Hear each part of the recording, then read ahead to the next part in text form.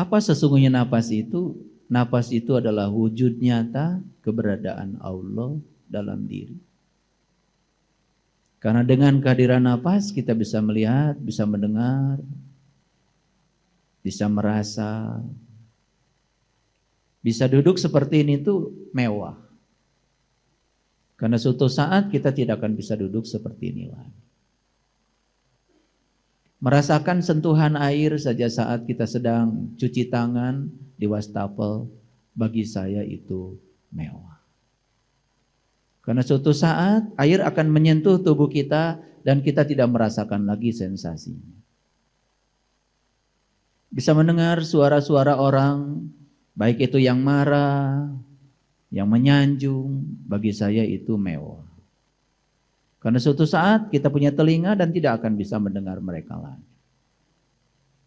Mendengarkan suara tangisan anak kita, cucu kita, bagi saya itu mewah. Karena suatu saat kita tidak bisa mendengar lagi. Kalau semua orang sadar bahwa apapun yang kita rasakan saat ini, di sini sekarang itu adalah sebuah kemewahan. Akibat kehadiran Dia yang mewujud dalam diri kita sebagai nafas kita, maka rasa syukur kita tidak akan pernah berkurang dari waktu ke waktu. Kita akan merasakan rasa syukur yang dalam, semakin dalam, semakin dalam. Bahkan kita mungkin suatu saat masuk di kesadaran syukur yang terdalam, kita akan menangis, air mata kita mengalir, yang ada cuma hangat-hangat air mata. Tidak berani lagi menggugat kepada Allah, ya Allah, kenapa kehidupanku seperti ini? Tidak lagi berani menggugat kepada Allah, kenapa kehidupanku seperti ini? Yang disampaikan kepada Dia, ya Allah, apapun yang Engkau takdirkan harus terjadi dalam hidupku, ajarkan aku bisa menerima pesan di balik semua itu.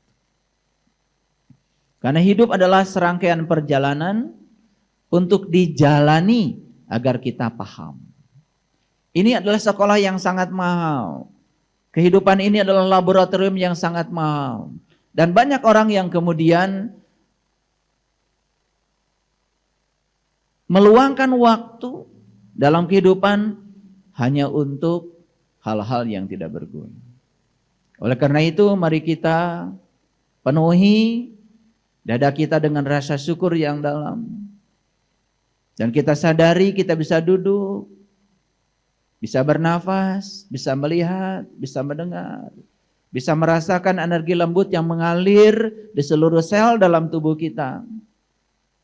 Dan mari kita puji Dia bersama-sama membaca hamdalah. Alhamdulillah. Mari kita awali kajian kita di pagi yang penuh berkah ini. Semoga Allah meridhoi, memberkahi, dan semoga Beliau membukakan pintu kecerdasan kita, sehingga kita bisa menangkap pesan-pesan dan sinyal-sinyal yang disampaikannya kepada kita untuk kehidupan kita yang lebih bermutu, lebih bahagia, lebih baik. Kita sapa semuanya dengan kelembutan dan cinta, seraya membaca basmalah. Bismillah.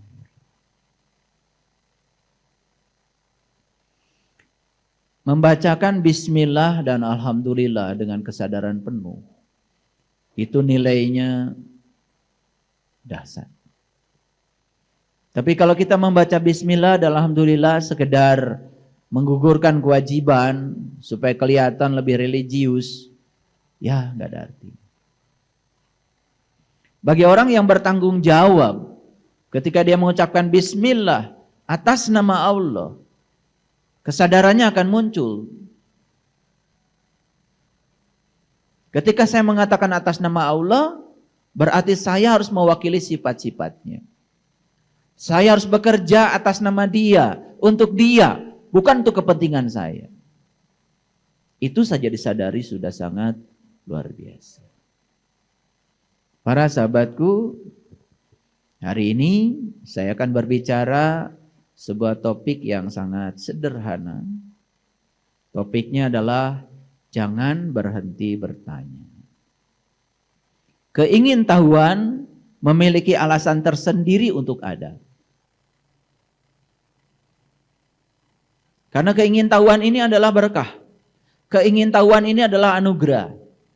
Dan keingintahuan ini sudah Allah titipkan pada setiap manusia. Dan kita bisa lihat perbedaan orang yang rasa ingin tahunya besar dengan rasa ingin tahunya tidak ada. Lihat kualitas hidupnya. Orang rasa ingin tahunya besar, hidupnya dinamis, penuh berkah. Dan orang rasa ingin tahunya tidak pernah dibangkitkan, tidak pernah hidup, tidak pernah bertanya dari rasa ingin tahunya, hidupnya ya dia tidak akan pernah maju. Begitu-begitu aja. Orang yang sekolah itu karena dia punya rasa ingin tahu. Makanya orang yang lulusan sekolah pendidikan tinggi, kehidupannya berbeda dengan yang tidak sekolah. Orang yang tidak mau sekolah itu karena tidak mau tahu.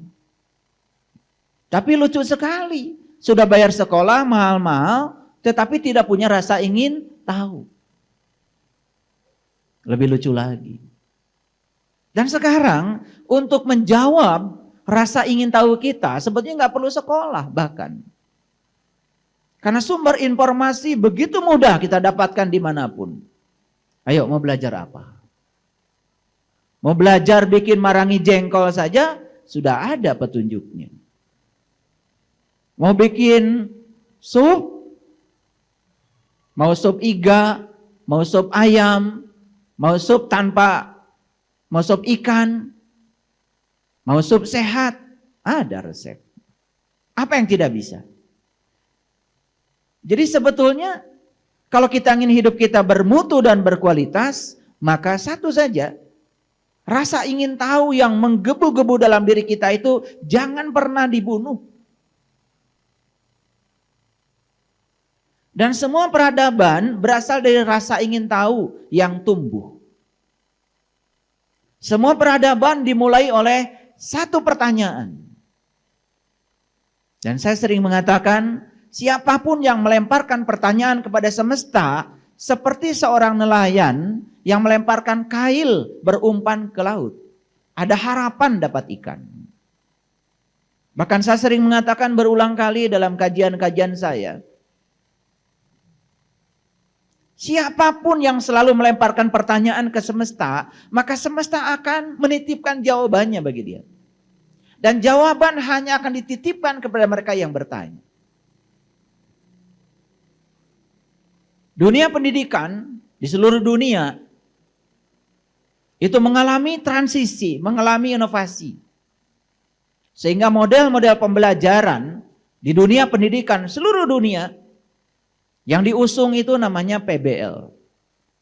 Problem Based Learning. Pembelajaran berbasis problem. Artinya pembelajaran itu harus diawali dengan sebuah pertanyaan.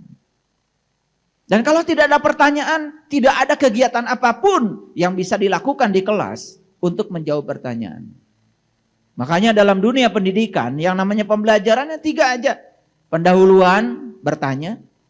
Kegiatan inti, menjawab pertanyaan. Dan kegiatan penutup, kalau sudah menjawab pertanyaan, hasil jawaban kita mau diapakan. Itu saja. Tapi kemudian diperumit ya dengan berbagai macam keruwetan, akibatnya banyak yang tidak tahu esensi dari pembelajaran.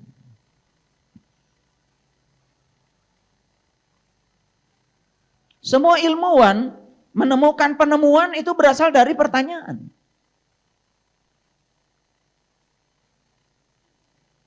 Orang bikin skripsi, bikin tesis, bikin disertasi, dimulai dari pertanyaan. Bahkan pertanyaan terus dirumuskan dalam sebuah rumusan masalah. Dan rumusan masalah itu wujudnya apa? Wujudnya adalah pertanyaan. Kalau tidak ada rumusan masalah, tidak ada penelitian. Tidak ada rumusan masalah, nggak ada skripsi, nggak ada tesis, nggak ada disertasi. Tidak ada semua itu. Dan itu bukan hanya di kelas sebetulnya. Itu harus terjadi dalam kehidupan. Apapun dalam hidup, pertanyakan.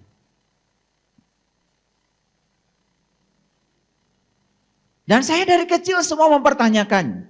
Orang tua saya mengajarkan iman, saya pertanyakan apa iman itu. Orang tua saya mengajarkan Islam, saya pertanyakan apa Islam itu.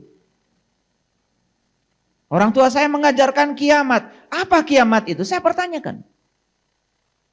Orang tua saya mengajarkan akhirat. Saya pertanyakan, apa akhirat itu? Saya pertanyakan semua.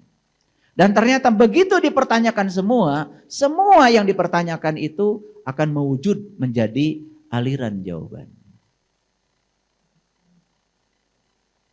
Jadi apa masalah kita dalam hidup ini? Masalah kita dalam hidup ini adalah kita tidak pernah mempertanyakan sesuatu, terlalu percaya dengan apa yang orang katakan tentang sesuatu. Betul? Nah sekarang mari kita bangkitkan dalam diri kita. Yuk kita pertanyakan semuanya.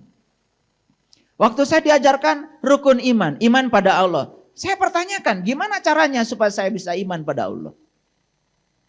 Saya pertanyakan apa imannya, saya pertanyakan juga Allah itu apa. Orang yang sudah tinggi tingkat kesadarannya tidak pernah bertanya Allah itu siapa. Karena siapa itu mengacu kepada sebuah sosok. Dan Allah bukanlah suatu sosok. Makanya saya pertanyanya, apa Allah itu? Saya harus iman pada malaikat. Apa malaikat itu? Saya harus iman kepada Rasul. Apa Rasul itu? Saya harus iman pada kitab. Apa kitab itu? Apa seperti yang dipahami orang? Saya harus iman pada takdir, qada dan qadar. Apa itu? Saya harus iman pada hari kiamat. Apa hari kiamat itu? Saya pertanyakan semua. Dan karena semua dipertanyakan, maka semesta mengalirkan jawaban yang pasti. Pasti. Dan siapapun yang tidak pernah mempertanyakan, tidak akan pernah punya pengetahuan baru. Karena semua hal baru, pengetahuan baru, berasal dari sebuah pertanyaan. Mari kita lihat contoh sederhana.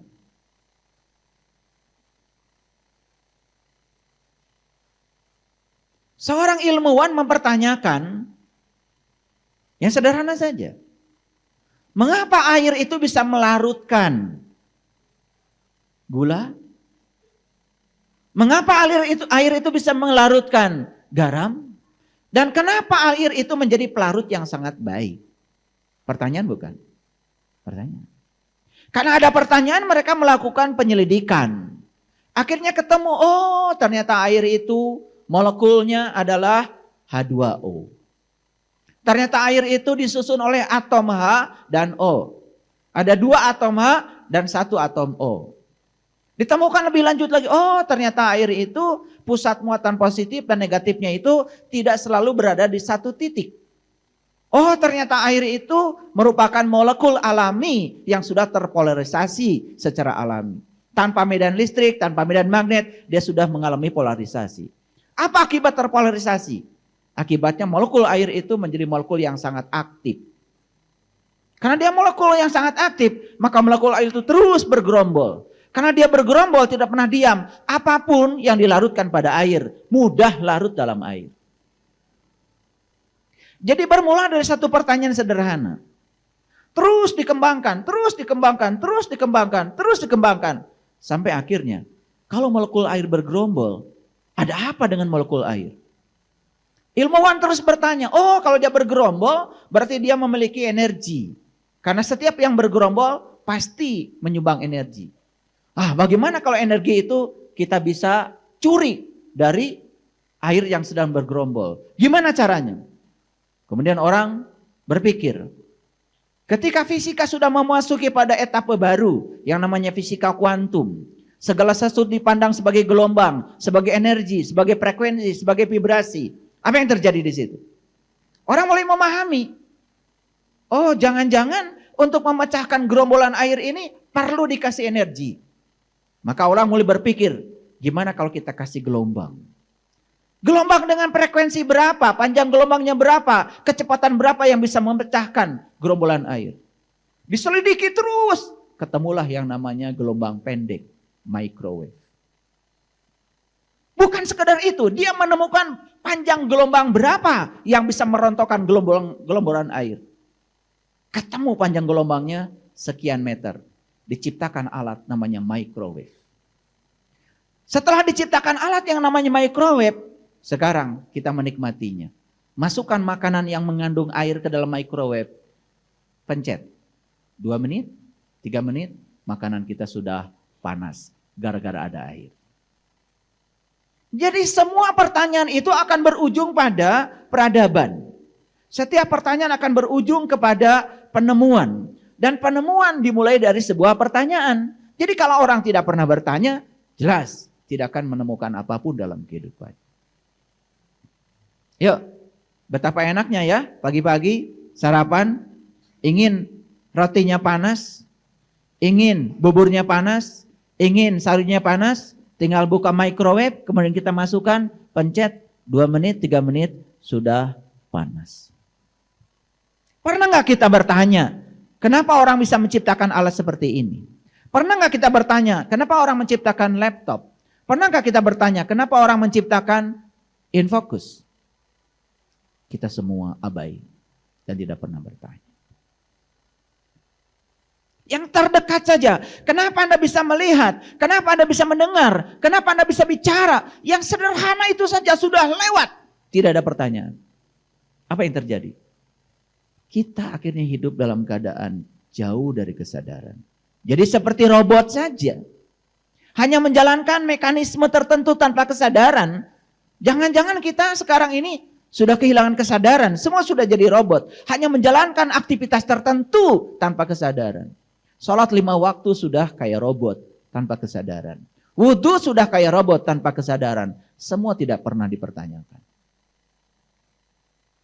Saya ketika membaca doa Rasulullah, ketika wudhu, Rasulullah mengatakan, ketika air itu dibasuhkan ke wajah, beliau ngasih doanya aneh. Ya Allah, putihkan wajahku dengan cahayamu. Padahal sebetulnya yang dikenakan ke wajah kita kan air. Kenapa doanya tidak, ya Allah bersihkan wajahku dengan air ini. Yang disampaikan ke wajah kita air, tapi yang beliau katakan dalam doanya, ya Allah putihkan wajahku dengan cahayamu. Kenapa minta diputihkan wajah dengan cahayanya? Kan gak ada cahaya. Yang dimasukkan, yang ditempelkan di wajah kita kan air. Kenapa doanya jadi putihkan wajahku dengan cahayamu? Kalian tidak bertanya, tidak ada jawaban. Ketika kita melihat diri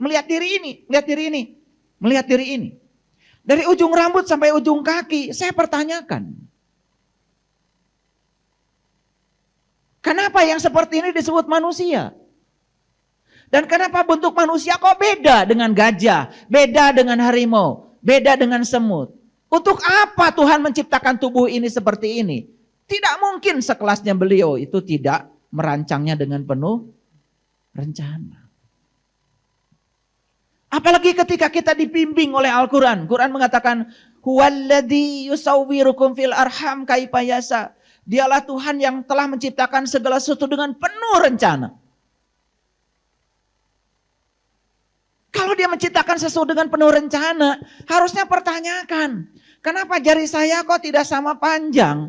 Kenapa jaraknya pun tidak sama? Tidak mungkin dia menciptakan ini tanpa rencana.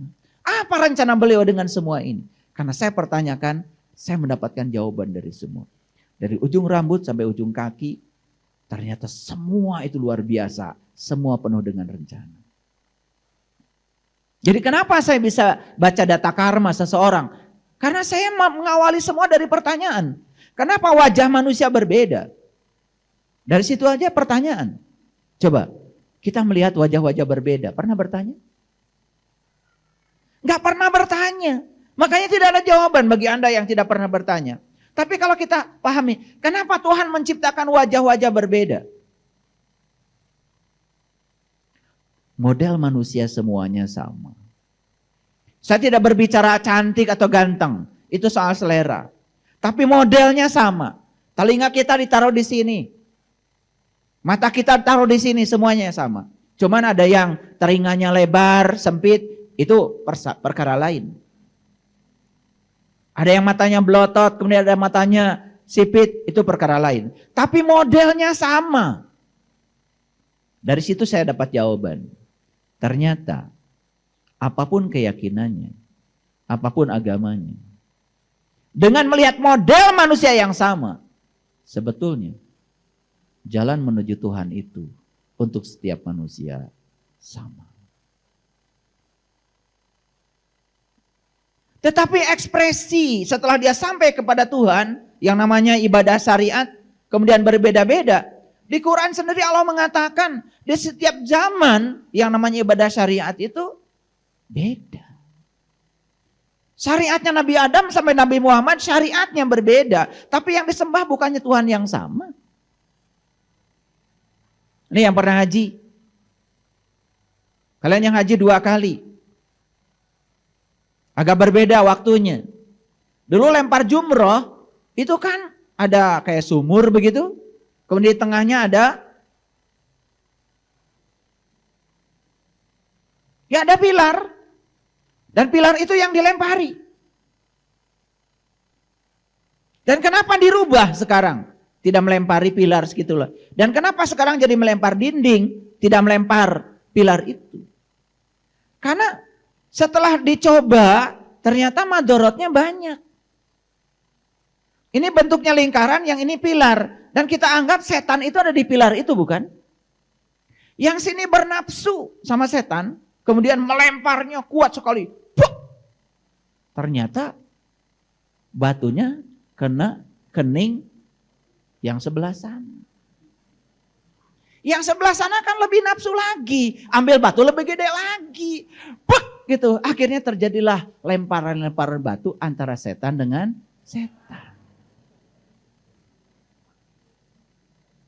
Karena madorotnya luar biasa, sekarang diganti pakai dinding. Jadi melempar dinding, itu kan dirubah syariatnya. Lah karena kita menjadi alergi ketika ada perubahan syariat. Kenapa kita? Yang alergi itu karena kita tidak mau belajar. Itu saja.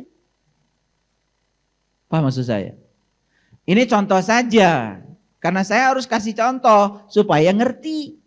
Kalau nggak kasih contoh nanti saya disangka ngarang. Gitu. Paham maksud saya? Oke. Jadi apapun harus dipertanyakan. Ketika Isaac Newton menemukan hukum gravitasi, dan kemudian hukum dia itu digunakan oleh Kepler dan ahli-ahli fisika yang lain. Dan kemudian bisa menghitung berapa hari sih bumi mengitari matahari. Sampai sekarang secara presisi kita tahu kapan gerhana matahari total, kapan gerhana bulan total. Kita bisa menghitung itu gara-gara Newton menemukan hukum gravitasi. Tapi baca pernyataan Newton. Hukum gravitasi hanya bisa menghitung gaya tarik antar planet, antar bintang. Tetapi hukum gravitasi tidak pernah bisa menjelaskan siapa yang menggerakkan semua itu. Ini seorang ilmuwan yang jujur, tidak pernah sombong. Dia menunjukkan keterbatasan hukumnya. Hukum gravitasi bisa menghitung berapa besar gaya tarik menarik antara bumi dengan bulan. Berapa besar gaya tarik menarik antara bumi dengan matahari. Bisa dihitung, mudah. Tapi beliau sering mengatakan, hukum gravitasi tidak pernah bisa menjawab siapa yang menggerakkan semua itu. Medan gravitasi ada di sini. Buktinya benda apapun di sini kalau dilepaskan jatuh ke bawah. Kita cuma melihat benda jatuh ke bawah. Tapi mengapa jatuh ke bawah? Siapa yang menggerakkan semua itu? Tidak bisa. Setinggi-tingginya orang belajar fisika, ya, sampai hari ini belum bisa menjelaskan apa itu yang disebut dengan medan gravitasi. Tidak ada. Tetapi karena terus dipertanyakan, suatu saat pasti akan ada jawaban untuk orang yang bertanya. Apa sih ruang ini? Apa sih waktu ini? Dan kenapa setiap manusia mengambil kehidupan dari ruang kosong ini? Coba sekarang, sederhana saja. Kalian bernafas dari ruang kosong ini. Dan mengembalikan napas pada ruang kosong ini. Pernah bertanya gak? Apa sih sesungguhnya ruang kosong ini? Gak pernah bertanya. Makanya melihat ruang kosong ya melompong saja kosong. Seperti kosongnya otak kita, seperti kosongnya kesadaran kita. Lalu cuap-cuap di mana-mana seperti orang yang sadar. Meracuni orang-orang yang tidak sadar. Sementara dia yang berbicara pun dalam keadaan tidak sadar. Bayangkan, orang yang tidak sadar bicara tentang ketidaksadarannya. Pada orang yang sama-sama tidak sadar, bukankah dia sedang menyebarkan virus ketidaksadaran?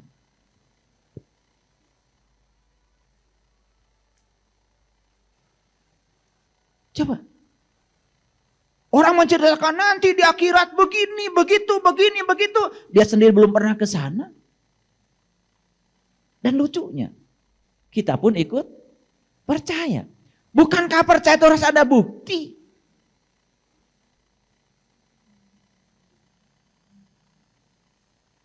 Pertanyaan saya sederhana.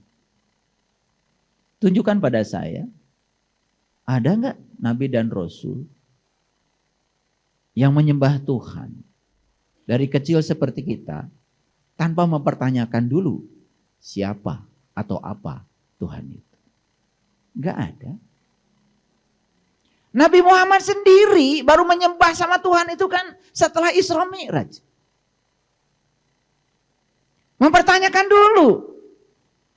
Setelah mempertanyakan, beliau mendapatkan jawaban. Setelah jawaban itu ada, pasti ini Tuhanku. Baru menyembahnya. Kita begitu apa tidak? Gitu. Tidak. Dan lucunya kita tidak pernah mempertanyakan. Tapi ingin diakui sebagai umatnya Nabi Muhammad. Tetapi metodenya, tata cara beliau tidak pernah kita ikuti. Lucu apa tidak? Oke. Oleh karena itu, hari ini kita punya topik yang sangat keren. Jangan berhenti bertanya. Karena keingintahuan memiliki alasan tersendiri untuk ada. Keingintahuan itu adalah anugerah Allah yang diberikan pada setiap orang. Satu dengan yang lain perbedaannya cuman ada yang keingintahuannya itu dipupuk. Ada yang keinginan tahunya tidak dipupuk. Ya terserah, pilihan ada pada kita. Mau jadi orang yang berkesadaran atau menjadi robot yang hanya menjalankan sesuatu secara mekanistik tanpa kesadaran.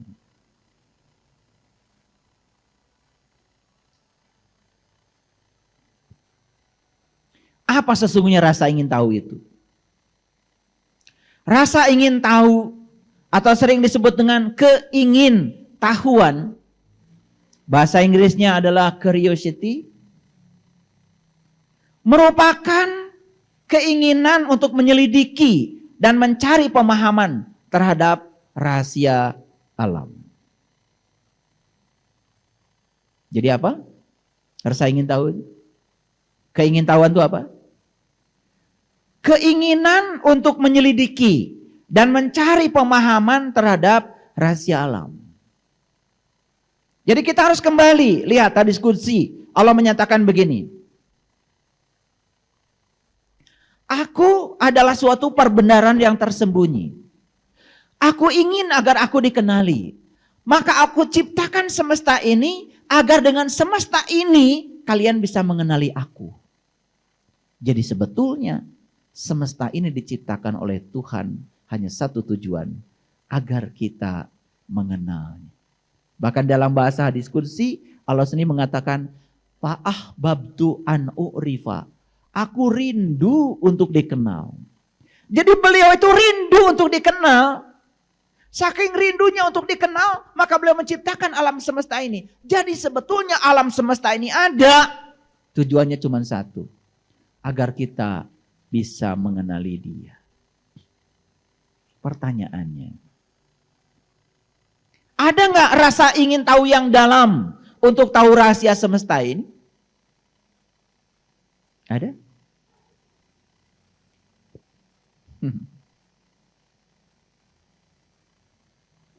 Itu. Yang kedua, rasa ingin tahu itu senantiasa akan memotivasi diri untuk terus mencari dan mengetahui hal-hal yang baru. Sehingga akan memperbanyak ilmu pengetahuan dan pengalaman. Jadi rasa ingin tahu ini Allah semaikan pada setiap manusia, pada setiap diri. Dan rasa ingin tahu ini tujuannya Allah menyemaikan pada kita untuk memotivasi diri agar terus mencari dan mengetahui hal-hal yang baru. Sehingga kita akan memperbanyak ilmu pengetahuan dan pengalaman. Produk dari rasa ingin tahu ada dua. Satu, ilmu pengetahuan. Yang kedua, pengalaman.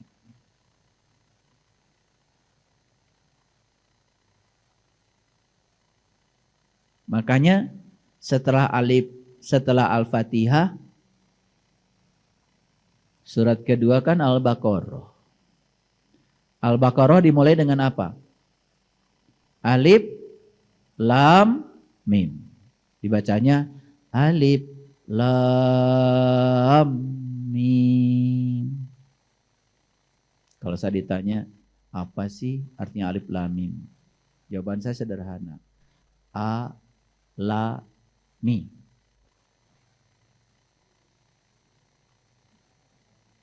Sederhana. Usah pusing-pusing. Apa? A, La, Mi.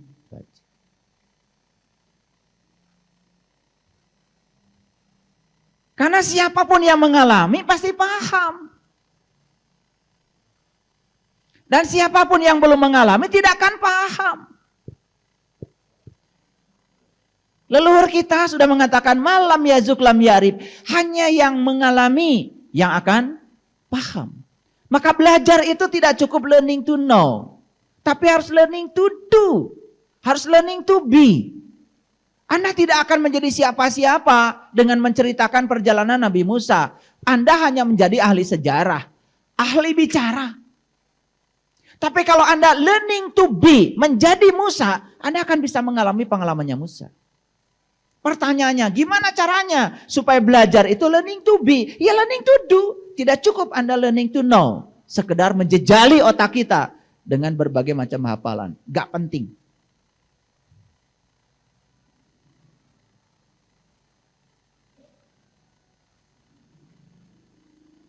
Jadi, Alif Lam Mim apa? A, La, Mi, gitu aja. Tentu ini bukan tafsir. Bukan tafsir. Karena saya bukan ahli tafsir. Supaya gampang. Itu aja.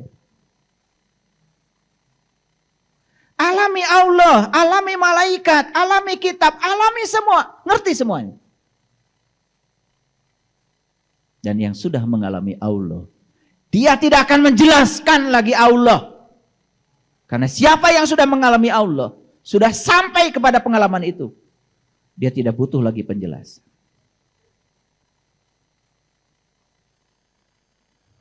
Air ini. Ada rasanya? Ada rasanya? Masa nggak ada rasanya? Ya ada. Rasa apa?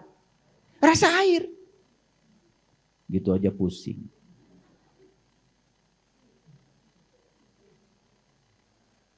Saya pandang saja, gimana sih rasanya kamu?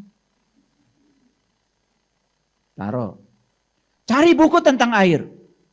Wah, dibaca berlembar-lembar penjelasan tentang rasa air. Sampai pada rasa air. Jadi saya cuma khawatir aja terlalu banyak orang yang merasa dirinya seakan-akan ahli rasa air, padahal dia baru baca buku tentang air. Dia lupa bahwa buku tentang air bukan air. Karena buku tentang air bukan air, bukan? Karena air itu ya ini. Gimana rasanya air? Ya buka botolnya, minum. Gimana rasanya air? Pokoknya gitu deh.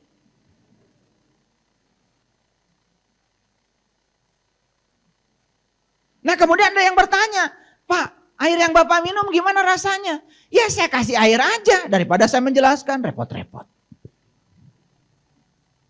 Begitu saya tanya lagi, gimana rasanya air? Pokoknya gitu deh. Nyampe. Kan lucunya sekarang ini, waduh ya, banyak yang ngajarkan sifat-sifat Allah, nama-nama Allah. Kayak dia itu udah merasakan aja. Padahal baru baca dari buku. Lalu muncullah yang namanya pikiran-pikiran gelap kita masuk di situ. Allah saja dijelaskan. Dia yang tak terjelaskan mau dicoba dijelaskan dengan pikiran yang terbatas. Bagaimana mungkin yang tak terbatas dijelaskan dengan pikiran yang terbatas? Dan selama ini di majelis taklim banyak membicarakan Allah. Apakah yang dibicarakan Allah? Bukan. Yang dibicarakan adalah persepsi masing-masing pembicara terhadap Allah. Apakah persepsi tentang Allah itu Allah? Ini agak dalam sedikit ngaji hari ini ya. Biar mikir. Karena selama ini kan ngaji nggak pernah mikir. Paham sampai sini? Jadi pengalaman itu yang paling penting. Maaf ya. Dalam satu sesi pelatihan buka mata kolbu, peserta menggigil. Wah, menggigil. Hebat menggigil. Terus dia nanya sama saya, kok tadi waktu saya sedang memasuki kesadaran tertinggi saya, kok saya menggigil? Jawaban saya sederhana kan? Pernah dengar nggak Nabi Muhammad ketika di Gua Hira, ketika mendapatkan pengalaman spiritual pertama kali, bukankah beliau menggigil? Dan minta diselimuti oleh istrinya. Oh, begitu. Sudah, saya tidak menjelaskan lagi. Tidak perlu menjelaskan kenapa menggigil. Repot saya. Dan kata-kata saya tidak akan cukup untuk menjelaskan menggigil adalah repot. Betul Pak Tis? Kita ini selama ini tertipu. Tertipu sama orang-orang yang kelihatannya seperti pandai karena banyak menjelaskan. Padahal yang dia jelaskan bukan sesuatu yang terjelaskan. Ngerti sampai sini? Jadi gimana rasanya Allah? Gitu deh. Siapa yang bilang begitu? Yang sudah merasakan tauhid yang sebenarnya. Yang sudah bisa meleburkan diri kepadanya. Selesai kata-kata. Maka orang yang sudah tahu, dia akan berhenti bicara. Makanya orang yang tahu itu diam. Dan orang yang bicara itu tandanya dia tidak tahu. Seperti saya.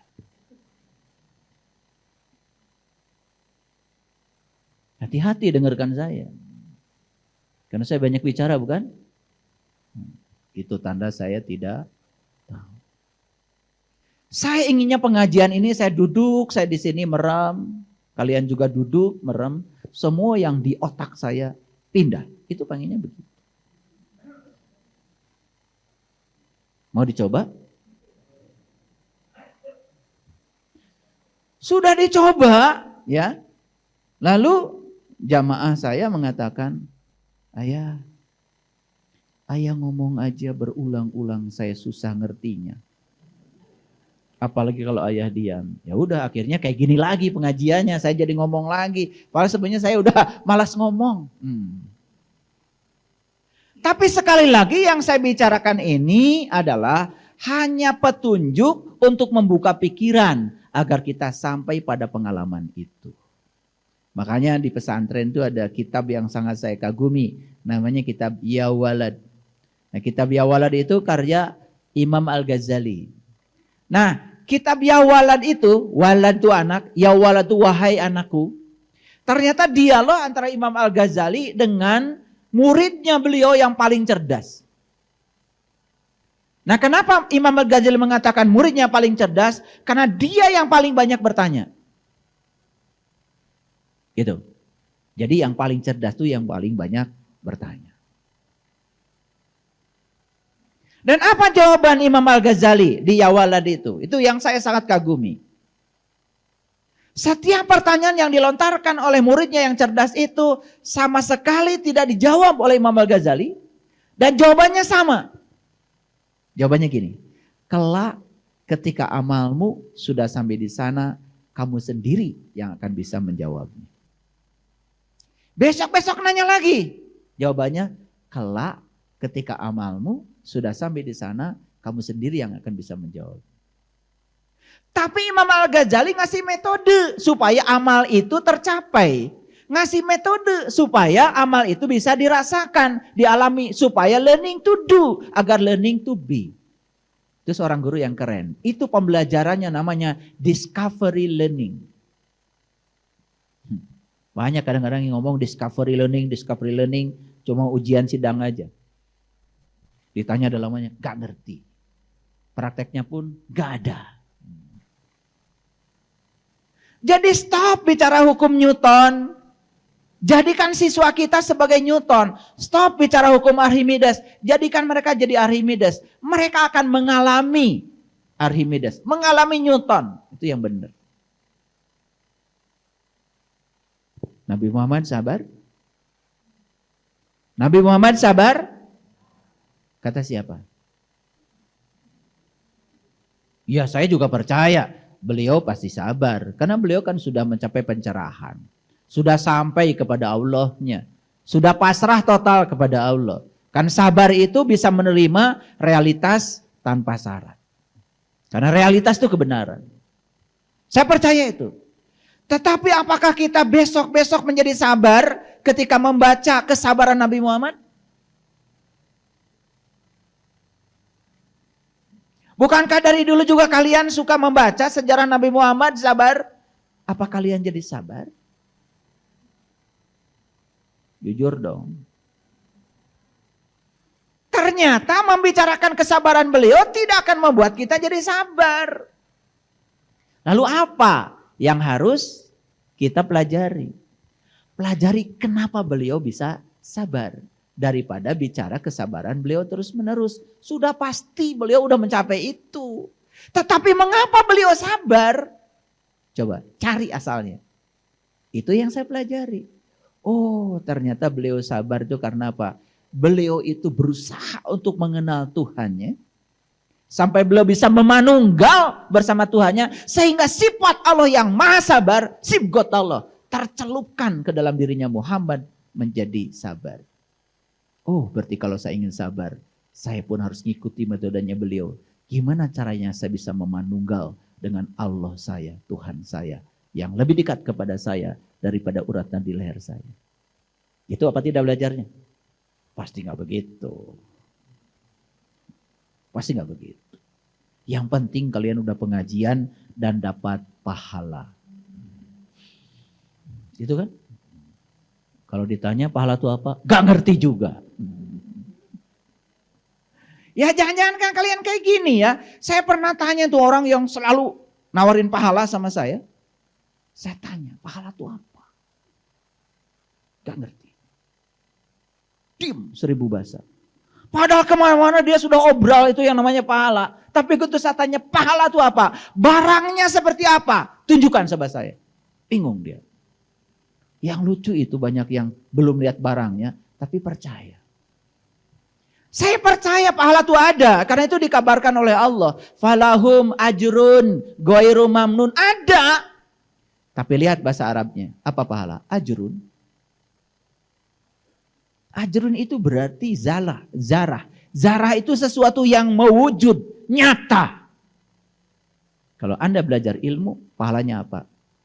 Anda naik derajatnya. Hari ini banyak orang yang ingin mendapatkan pencerahan dari Anda.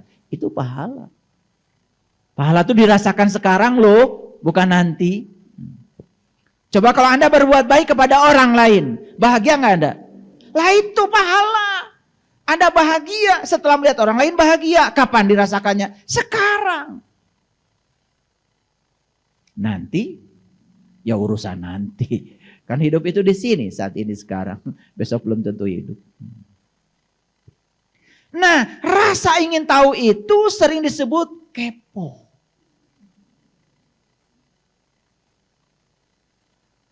Ternyata kepo itu bahasa Inggris. K-nya knowing, E-nya every, P-nya particular, O-nya object. Jadi ternyata kepo itu knowing every particular object. Artinya orang itu disebut kepo apabila dia punya rasa ingin tahu secara mendalam mengenai sesuatu. Tapi kata kepo ini sering bernada negatif. Kenapa? Karena memang negatif ketika diterapkan hanya ingin tahu lebih mendalam tentang kehidupan orang lain. Urusan orang lain. Yang seharusnya kita stop untuk rasa tahu yang itu. Harusnya kita harus tahu, rasa ingin tahu tentang kehidupan pribadi kita, diri kita. Nah itu keponya baru keren. Jadi apa kepo? Kalau ditanya kepo itu harus tahu. Knowing every particular object. Jadi ingin tahu sesuatu objek, sesuatu perkara lebih mendalam. Itu kepo namanya. Nah sekarang tumbuhkan kepo itu. Ingin tahu siapa saya. Kepo enggak? Dari mana saya asal? Kepo enggak? Kepo. Apa tugas saya di sini? Kepo enggak? Kepo. Setelah ini saya ke sana, pulang kemana? Kepo enggak? Gimana caranya supaya saya pulang selamat? Gak nyasar di pohon mangga. Kepo enggak? Kepo. Makanya saya dari kecil memelihara kepo itu. Nah kepo itu bahasa leluhur kitanya di tanah Jawa sering disebut dengan ilmu sangkan paran. Ilmu sangkan paraning dumadi. Itu ilmu kepo namanya itu. Karena ilmu itu adalah ilmu awal yang bisa menjawab seluruh persoalan hidup. Makanya kenapa persoalan hidup kita tidak terjawab? Satu masalah kita. Karena kita belum kepo tentang siapa diri kita. Yuk, kepo ya? Kepo ya? Saya ketika membaca ayat Quran dulu waktu kecil, ketika nyawamu sampai di kerongkongan.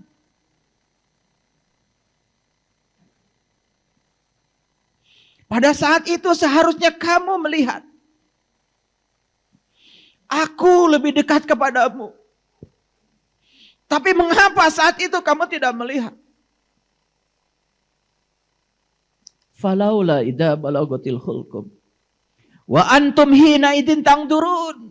Wa nahnu aqrabu ilai minkum walakin la tubsyir. Karena saya kepo. Saya nangis. Saya kalau baca ayat ini gak kuat. Nangis. Karena ini adalah awal perjalanan spiritual saya. Ketika nyawamu sampai di kerongkongan nanti, kata Allah, seharusnya saat itu kamu melihat. Aku lebih dekat kepadamu. Tapi mengapa kebanyakan manusia tidak melihat? Wah, saya kepo. Keponya saya apa? Ya Allah, kalau saat nyawa di kerongkongan ini saya harus melihat. Apa yang harus saya lihat ya Allah? Kepo. Dengan mata mana saya harus melihat ya Allah? Kepo.